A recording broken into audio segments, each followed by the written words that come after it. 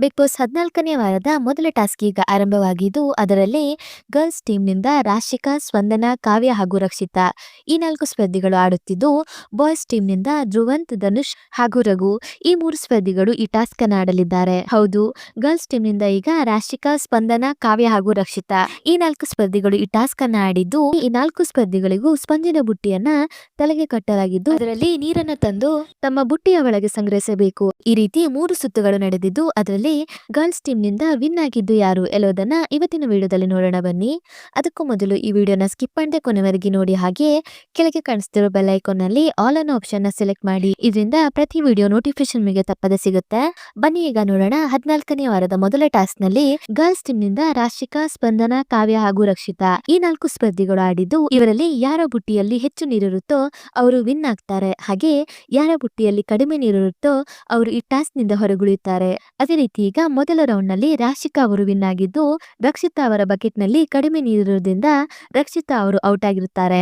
ಇನ್ನು ಎರಡನೆಯ ರೌಂಡ್ ನಲ್ಲೂ ಸಹ ರಾಶಿಕಾ ಅವರು ವಿನ್ ಆಗಿದ್ದು, ಸ್ಪಂದನ ಹಾಗೂ ಕಾವ್ಯ ಇವರಿಬ್ಬರಲ್ಲಿ ಕಾವ್ಯ ಬಕೆಟ್ ನಲ್ಲಿ ಕಡಿಮೆ ನೀರಿರೋದ್ರಿಂದ ಎರಡನೆಯ ಸುತ್ತಿನಲ್ಲಿ ಕಾವ್ಯ ಅವರು ಔಟ್ ಆಗಿರ್ತಾರೆ. ಹೌದು, ಇದೇ ಕಾರಣಕ್ಕಾಗಿ ಉಸ್ತುವಾರಿಗಳಾಗಿರುವ ಅಶ್ವಿನಿ ಹಾಗೂ ಗಿಲ್ಲಿ ನಡುವೆ ಜಗಳ ಸಹ ಆರಂಭವಾಗಿದೆ. ಕ್ಯಾಪ್ಟನ್ ಆಗಿರುವ ಗಿಲ್ಲಿ ಅವರು ಸ್ಪಂದನ ಹಾಗೂ ಕಾವ್ಯ ಇವರಿಬ್ಬರಲ್ಲಿ ಕಾವ್ಯ ಅವರ ಬಕೆಟ್ ನಲ್ಲೇ ಹೆಚ್ಚು ನೀರಿದೆ ಅಂತ ವಾದ ಮಾಡ್ತಾರೆ.